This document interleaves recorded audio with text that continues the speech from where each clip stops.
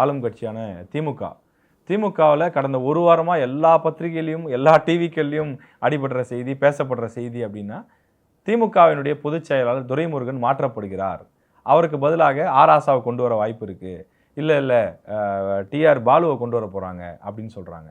பொருளாளர் பொறுப்புக்கு வந்து ஏவா வேலுவை கொண்டு வர போகிறாங்க, இல்லை கேஎன் நேருவை கொண்டு வர போகிறாங்க அப்படின்னு சொல்கிறாங்க.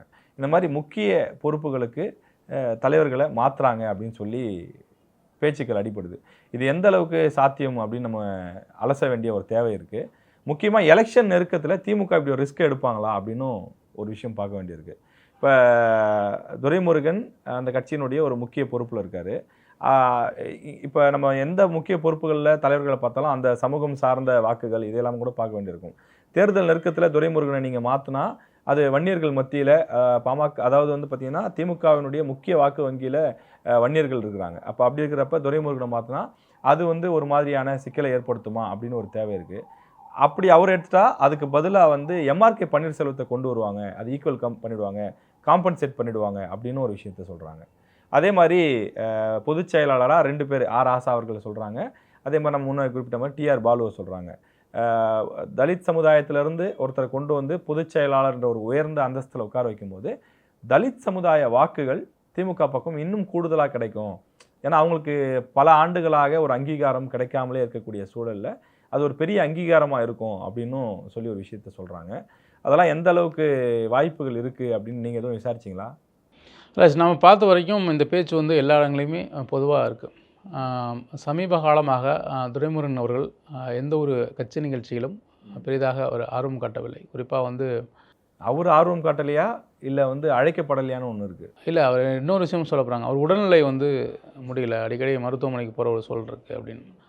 அது ஒரு முக்கியமான காரணமாக இருக்குன்னு சொல்கிறாங்க. இன்னொரு விஷயம் என்னென்னா, துரைமுருகனை பொறுத்த வரைக்கும் கட்சியினுடைய பொதுச்செயலர் இருக்கிறதுலே மோஸ்ட் சீனியருங்கிற அடிப்படையில் அவர் போட்டிருந்தா கூட நிறைய நிர்வாகிகளுக்கு துரைமுருகன் மேலே வருத்தத்தை இருக்கிறதா சொல்லப்படுது. காரணம் என்ன, அவர் வந்து யாரையும் அணுகுவதற்கு ரொம்ப எளிதாக அணுக முடியும். தலைவரை கூட ஈஸியாக நாங்கள் அணுகிறோம், ஆனால் துரைமுருகன் அணுக முடியாது. எந்த ஒரு பிரச்சனையிலும் அவர் தலையிடுவதில்லை. கட்சியில் இருக்கக்கூடிய உள்கட்சி பிரச்சனையில் எந்த பிரச்சனையிலும் அவர் தலையிடுவதில்லை. ஒரு கட்சியோட பொதுச்செயலாளர்களுக்கு கூடுதல் பொறுப்பு இருக்குது. அவராக இன்வால்மெண்ட்டாக எந்த ஒரு விஷயத்தையும் வரைக்கும் செய்ததில்லை அப்படிங்கிற ஒரு இருக்குது. யாரையும் எடுத்தறிஞ்சு எளிதாக பேசக்கூடியவர், யாரையும் வந்து இயல்பாக பேசிட மாட்டார். ஆனால் தலைவர் யாரையும் அப்படி பேசி பார்த்துருக்கவே முடியாது. ரொம்ப எல்லாத்தையும் அன்பாக பேசுவார். 1 to 1லேயே பார்த்தீங்கன்னா நல்லா இருக்கீங்களா, வீட்டிலலாம் அப்படி இருக்காங்கன்னு அவங்களோட ஃபேமிலி டீட்டெயிலாம் அவரே கேட்குறாரு. ஆனால் துரைமுருகன் பேச்சுங்கிறது வந்து இந்த 1 to 1 மீட்டிங் கூட பொதுச்செயலாளர் கிடையாது. கிடையாது. டேரெக்டாக அவர் மட்டும் தான். ஏன்னா இது ரொம்ப முக்கியமான மீட்டிங், இதுலேயும் கூட இல்லை. சரி, இந்த தேர்தல் சம்பந்தமாக சில குழுக்கள் அமைச்சிருந்தாங்கல்ல, அந்த குழுக்கள் எதுலையாவது இருக்காரா? இல்லை, எந்த குழுலையுமே இல்லை, அவர் கிடையாது. ஏன்னா வந்து கடந்த நாடாளுமன்ற கூட்டணி பேச்சுவார்த்தைக்குள்ள கூட அவர் கிடையாது. அவர் சமீபத்திய ஆண்டுகளாகவே அவர் கிட்டத்தட்ட, ஏன்னா இது எப்போ ஆரம்பிக்குதுன்னா 2021 அமைச்சராக எல்லாம் பதவி ஏற்றுக்கிறாங்க. இவர் தான் பொதுப்பணித்துறை அமைச்சராக இருப்பார்னு வெளிப்படையாக பேசப்பட்டது தான். பார்த்தா பொதுப்பணித்துறை அமைச்சராக அவர் கொடுக்கல, நீர்வளத்துறை கொடுத்தாங்க, கனிம வளத்துறை இருந்தது. அதிலிருந்து கனிம வளத்துறையும் இப்போ பிடிங்கிட்டாங்க அவர்கிட்ட இருந்து. அப்போ கிட்டத்தட்ட கட்சியிலிருந்து ஓரங்கட்டப்படுகிறாரா, இல்லை ஓரங்கட்ட முக்கியத்துவம் வந்து தொடர்ந்து குறைக்கப்படுதா? நான் ஒன்று கேள்விப்பட்டேன், அவங்க பையனுக்கு வந்து மாவட்ட செயலாளர் பொறுப்பு கேட்குறாரு வேலூரில் அப்படின்னு. அந்த பொறுப்பும் கூட அவங்க பையனுக்கு இன்னும் வழங்கப்படலை அப்படின்னு ஒன்று கேள்விப்படுறேன். இல்லை, ஆக்சுவலாக வந்து தேர்தலுக்கு முன்னாடி திமுக இத்தகைய ஒரு ரிஸ்க் எடுப்பாங்களா அப்படின்னா என்னை கேட்டால் இல்லைன்னு தான் நினைக்கிறேன். ஏன்னா இப்போ ஒரு பெரிய ரிஸ்க் எடுக்க வாய்ப்பு இல்லை. ஒருவேளை நீங்கள் வந்து துரைமுருகனை எடுத்துகிட்டு அந்த இதில் எம்ஆர்கே பன்னீர்செல்வத்தை போட்டதுனால ஒரு ஈக்குவல் பண்ணலாம். அதில் பொதுச் செயலாளராக போடுவாங்க. இல்லை பொதுச் செயலாளர் போட மாட்டாங்க, ஒரு துணை பொதுச் செயலாளர் அந்த மாதிரி ஒரு கூடுதலாக வந்து ஏற்கனவே இப்போ 5 பேர் இருக்காங்க. கூடுதலாக வந்து ஒரு துணை பொதுச்செயலாளர் சட்டத்திட்ட விதிகளை மாற்றி ஒரு கூடுதலாக ஒரு துணை பொதுச்செயலாளர் வேணால் எம்ஆர்கே பன்னீர்செல்வத்துக்கு போடலாம். ஆனால் இருந்தாலும் கூட துரைமுருகனுக்கு 2 விஷயம் இருக்குது. ஒன்று, அவருக்கு உடல்நிலை அந்தளவுக்கு ஒத்துழைக்கலை அப்படின்னு சொல்கிறாங்க, அது ஒன்று சொல்லப்படுது. பெரிய அளவில் அவர் மீது வந்து கட்சியினருக்கு நம்பிக்கை இல்லை அப்படிங்கிற ஒரு விஷயமும் சொல்லப்படுது. இது அடிப்படையில் தான் தலைமை இத்தகைய இந்த முடிவு எடுத்திருப்பாங்க அப்படின்னு.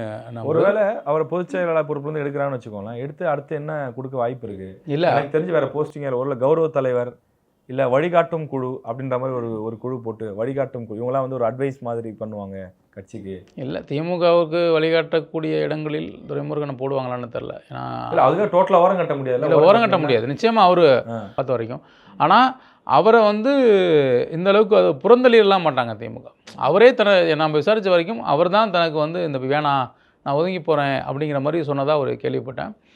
அதுவும் இந்த தேர்தல் நேரங்களுக்குள்ளாக அது மாற்றுவதற்கான வாய்ப்பு இல்லை. ஒரு தேர்தலுக்கு பின்னதாக வேணால் நடக்கலாம்னு நினைக்கிறேன் ராஜேஷ். தேர்தல் வச்சுட்டு ஒரு ரிஸ்க்கை திமுக எடுக்க மாட்டாங்க, பண்ண மாட்டாங்க. இது வெளியில் யாரோ கிளப்பி விட்ட வதந்தியாகவும் இருக்க பெரும்பாலும் அதுக்கு தான் வாய்ப்பு இருக்குது. ஆமாம், நான் எனக்கு கூட உண்மையிலே யோசிச்சா எனக்கு அப்படி தான் தோணுது. ஏன்னா இது வந்து பெரிய ரிஸ்க்காக கூட முடியலாம். நீங்கள் பதவி எல்லாமே முக்கியமான பதவி, பொருளாளர் பதவி, பொதுச் செயலாளர் பதவி, துணை பொதுச் செயலாளர்லாம் முக்கியமானது. நீங்கள் ஒருத்தர் கொடுத்தீங்கனாலே 3 பேர் கோச்சிப்பாங்க. ஒரு 3 பேருக்கு புதுசாக கொடுத்தீங்கன்னா 30 பேர் கோச்சிப்பாங்க. தேர்தல் நெருக்கத்தில் யார் மனசை யாரும் காயப்படுத்தி அது உள்ளடி வேலை பார்க்கறதுக்கான வாய்ப்பை போய் அமைஞ்சிடலாம். அதனால் நம்ம விசாரித்த வரைக்கும் அதுக்கான வாய்ப்பு இல்லைன்னு தான் சொல்கிறாங்க. நம்மளும் விசாரித்த வரைக்கும் அதான் சொல்கிறாங்க. இப்போதைக்கு வாய்ப்பு இல்லை. ஒரு தேர்தலுக்கு பிறகாக அவர்கள் எது வேணாலும் முடிவெடுக்கலாம். ஆனால் நிறைய யங்கர்ஸ் உள்ள வராங்கன்னு சொன்னாங்க. சரிண்ணா, இன்றைக்கி தேர்தல் கணக்கு நிகழ்ச்சியில் அதிமுக, பாமக, குறிப்பாக செல்வ பெருந்தகை தைலாபுரம் தோட்டத்துக்கு போனதுக்கு பின்னணி என்ன, டெல்லிக்கு அன்புமணி போனதுக்கு பின்னணி என்ன, இபிஎஸ் அவர்கள் தேர்தல் சுற்றுப்பயணம் போவதற்கான பின்னணி என்ன, திமுகவில் நடப்பது என்ன உள்ளிட்ட பல விஷயங்களை பேசியிருக்கிறோம்.